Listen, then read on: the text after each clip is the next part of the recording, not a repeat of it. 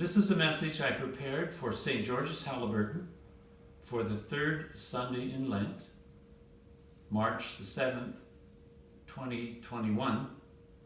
You can also find this embedded in the service for that day on the YouTube channel of Fr Ken McClure.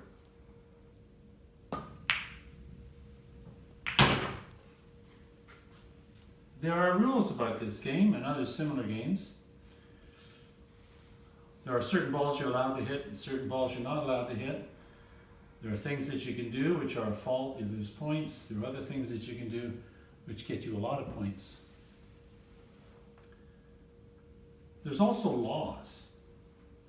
And the laws are different than the rules. Now, the rules are what we make up about how to play the game. And you can decide amongst yourselves whether you want to hit this ball or that ball and devise your own game. But you can't change the laws. And what I mean by the laws are when one ball strikes another ball at a particular angle, it's going to go at that angle. And there's nothing you can do to change that. If the table's flat and if it's level, then you can be pretty sure where the balls are going to go. When a ball is rolling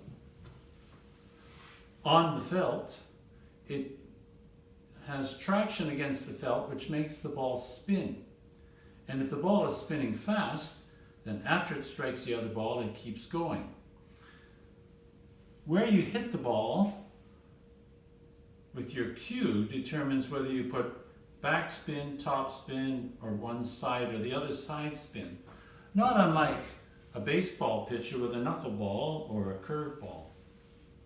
Or in fact, someone playing curling with their rocks spinning, or somebody bowling with their balls rolling, hopefully not in the gutter. So we learned something about laws like that, because the laws are immutable, unchangeable, nothing you can do about it.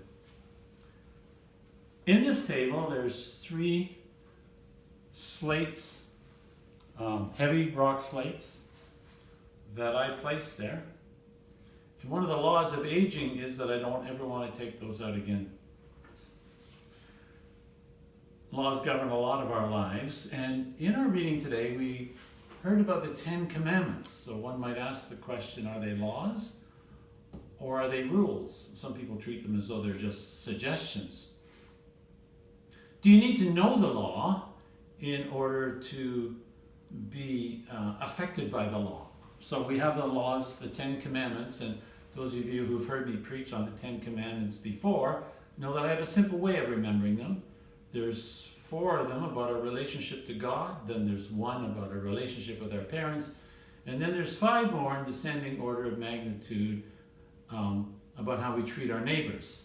So the 4 about God are to not have any other gods, don't make or worship other gods, don't misuse God's name, and the 4th of that set is to keep holy the Sabbath day. Then there's the one in between about your parents, honor your parents, and then the descending order of magnitude, you might have a different opinion about which is more important than another.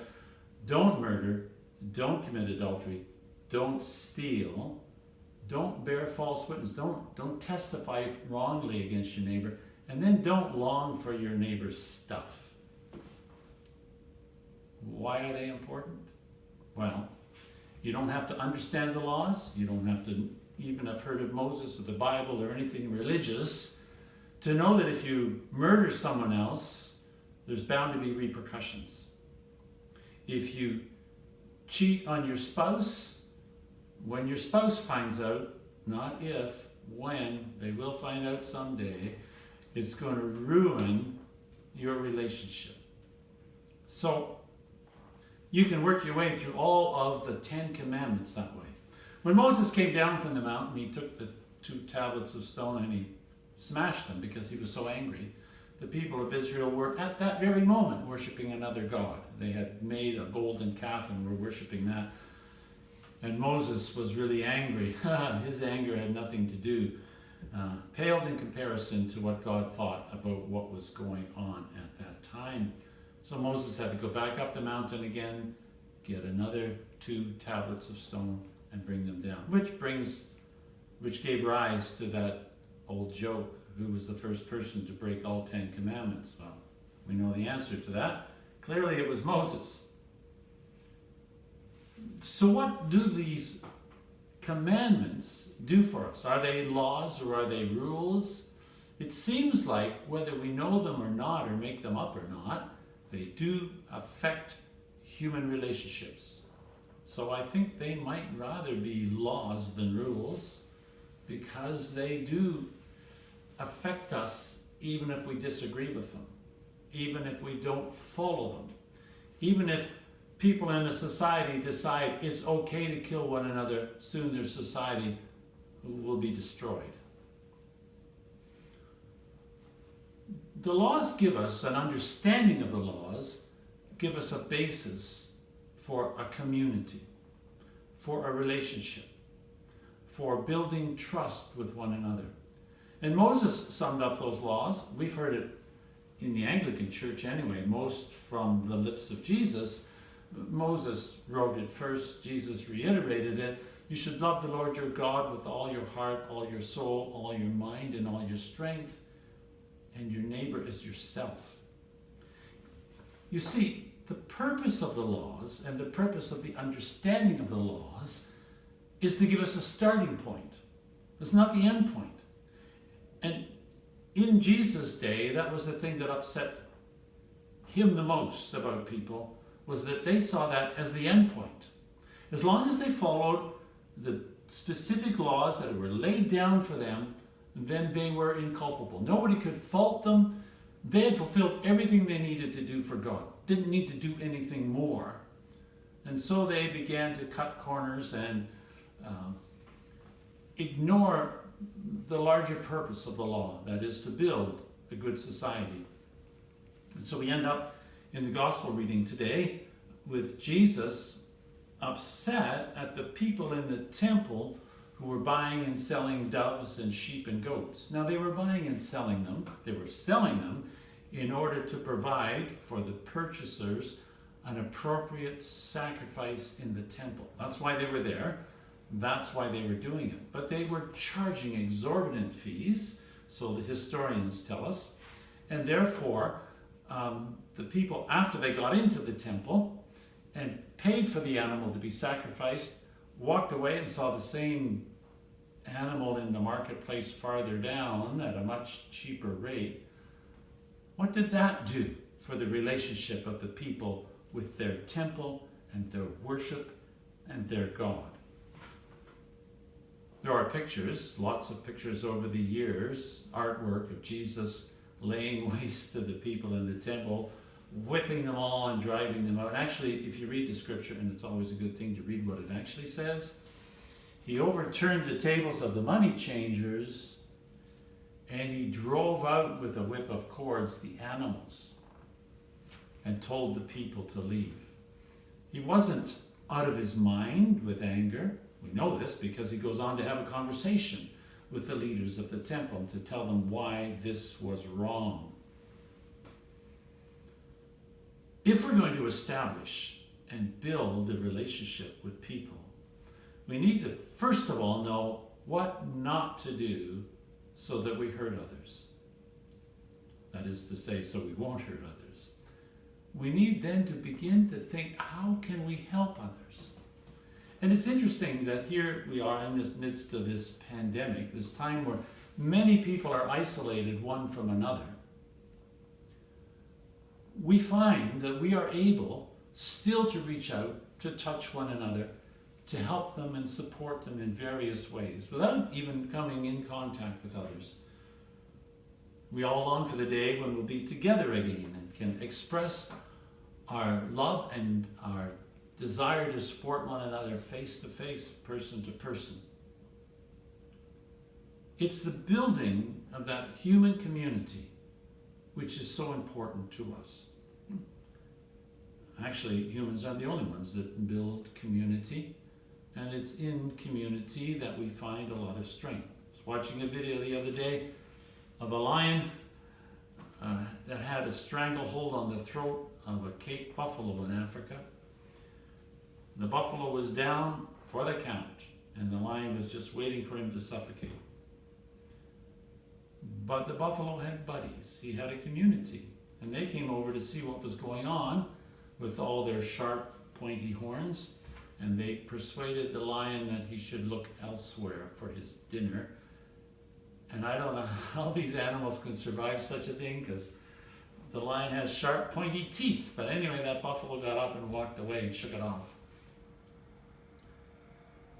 The community supported him and enabled him to survive. And our community is important to us. And so the laws of Moses initially were so that the people of Israel could be separate and apart from everybody else. There's so many laws there that have to do with not just the Ten Commandments, but all the other dietary laws and dress codes of the people of Israel, which kept them separate and distinct from the other nations round about, so they would be a community. And the difference was, when Jesus came, he wanted to extend that community beyond just the nation of Israel. He wanted to extend it to the whole world. Because the concept of who God was evolving. God wasn't just a local deity for a small tribe of people. God is the God of the universe. They had no idea how big the universe was. We're just beginning to get an inkling of how big this particular universe is. And to think of a creator of such an immense and diverse creation is difficult to squeeze into a small human mind. Nonetheless, that desire that Jesus had for people to reach out beyond themselves to the whole community, to the whole world, to bring love and peace to one another is our calling and our mission. We begin by not killing one another, or cheating on one another, or stealing one another, but we go way beyond that by offering ourselves in love. Paul, in his first letter to the Corinthians, which we also read from today, tells us about how this is not understood by other cultures and nations, how we sacrifice ourselves and give ourselves. And Jesus was the primary person to do that. We look to him as the one who offered himself. And as much as we emulate Jesus, as much as we follow in his footsteps, we will be a part of the solution, a part of the building of this great community of people in this world. So, beloved, that's the challenge that God gives to us this season of Lent. Not just to give up stuff and make ourselves feel bad, but rather to find ways to embrace one another, even at a distance, to find ways to encourage one another, even at a distance, to find ways to love one another. And all the distances begin to evaporate when we find those spaces are filled with compassion and love. Let us uphold one another in prayer and in good works. Let us remember the words of the Apostle James, who said, "Religion that is pure and undefiled before God and the Father is this: to care for the widows and the orphans in their affliction, and to keep oneself unspotted from the world." The unspotted bit I take to be, don't break the commandments. But the caring for one another is what is built on those commandments. The nurturing of one another is really our calling in this world. So I commend to you that great call of God to follow in the footsteps of Jesus and love one another. Amen.